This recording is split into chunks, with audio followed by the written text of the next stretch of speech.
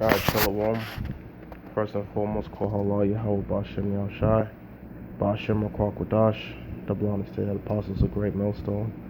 Shalom to the Akim out there all around the world, on the highways and byways, north and this road abroad, through the spirit and power of our Lord Yahweh Bashem Yahushai. So pretty much this has been in the making.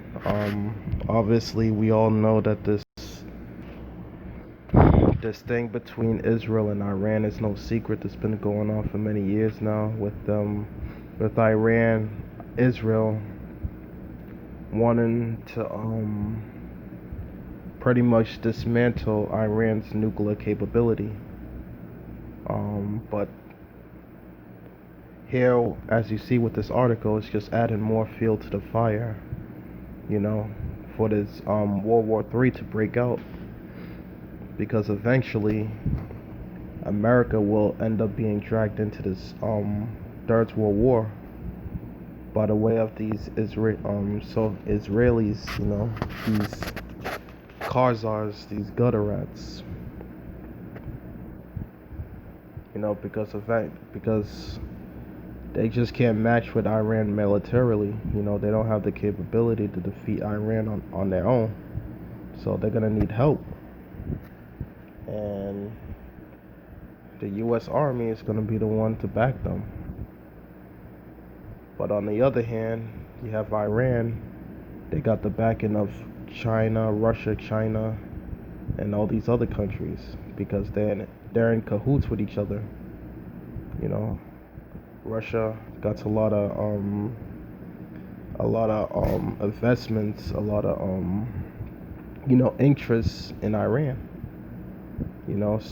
Such as China and such as all these other nations. They got invested interests in Iran. So let me just jump into this article real quick.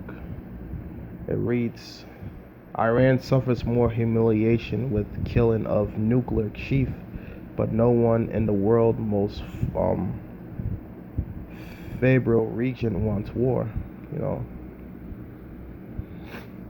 They don't want war, but war is inevitable, because this is all through the spirit of prophecy.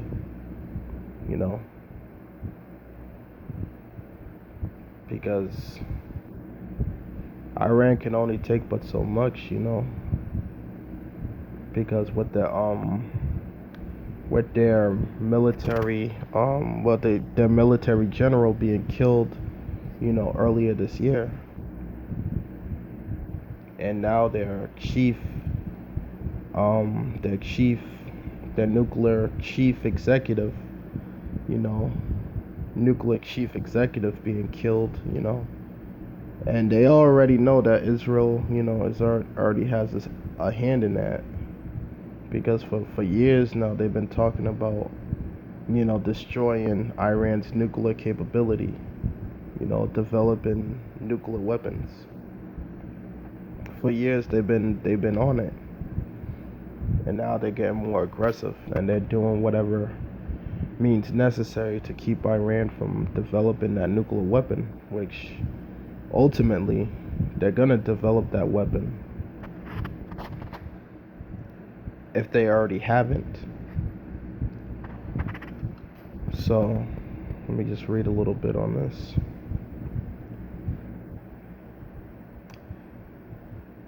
It is the art of anything but actual war. The apparent global of Iran's enemies and possible Iran itself. It is in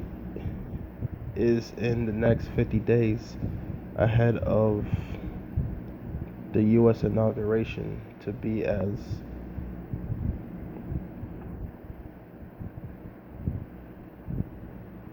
artistic, well, that's not what it says, as humanly possible without actual starting a full-blown conflict. Pretty much this full-blown conflict has already started, So, you killed their top military general, Molinari, So this thing is already This thing has already progressed and it's already a conflict already. But with the killing of their top nuclear scientist, it's just adding more fuel to the fire.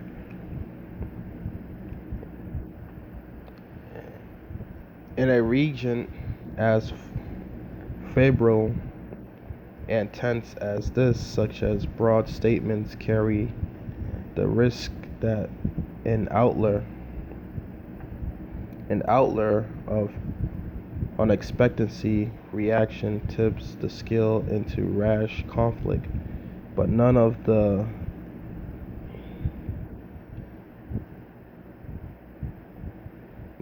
interested parties, not even after the broad daylight apparent assassination on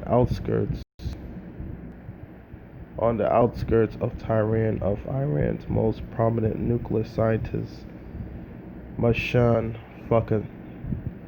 Fakhrizadeh, of which Israel stands accused by Rouhani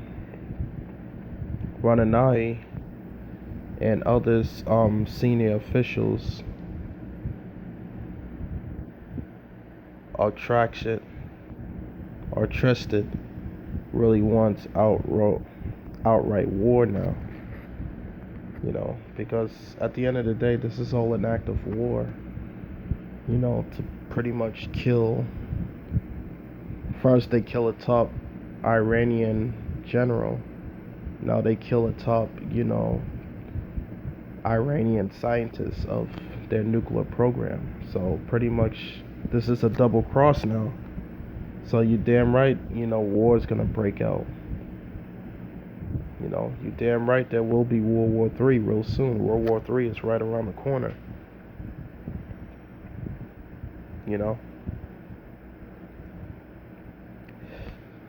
And you already know that these Israelis, along with the United States, already have a plot in this, already have their hands in this. It says Iran's supreme leader vows revenge after top nuclear scientist apparently assassinated. You know what I'm saying? So they're ready for war. They want blood. These nations, they want blood. And there will be war. World War III is pretty much here.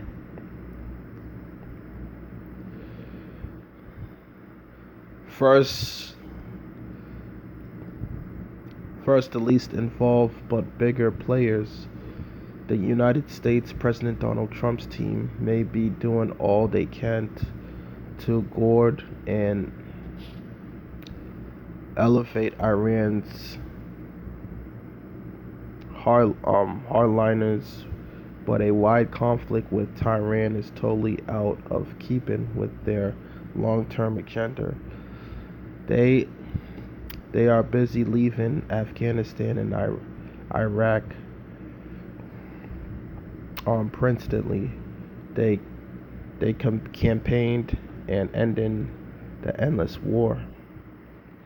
Because eventually this is going to be an endless, well, it is going to end, but it's going to end in nuclear destruction of the United States and Israel. That's how it's going to end. Because that's how Yahweh Bashim Yahshai written it out. But let me get the precept.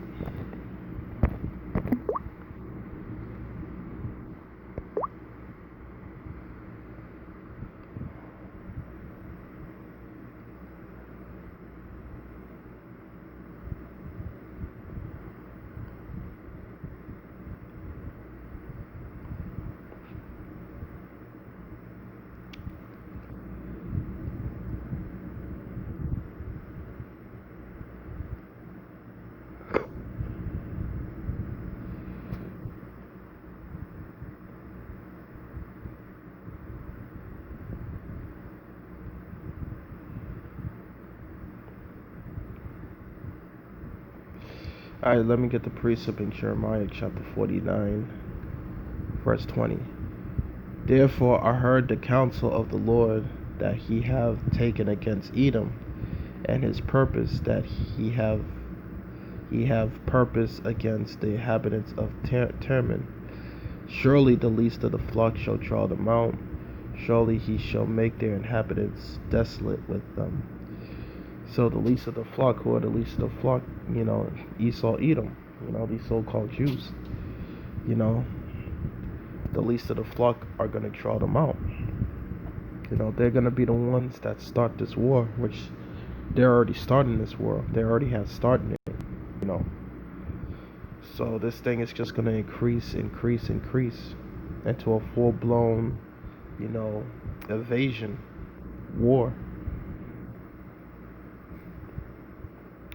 where all these other nations, all these other players are going to get involved, such as Russia, China, North Korea.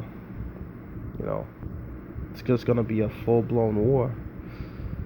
The earth is moved at the noise of their fall, and at the cry the noise thereof was heard in the Red Sea. What is that cry? Them thermonuclear missiles being shot, from all the ends of the world. Behold, he shall come up and fly as an eagle, and spread his wings above Bares. And at the day shall the heart of the mighty men of Edom be as the heart of a woman in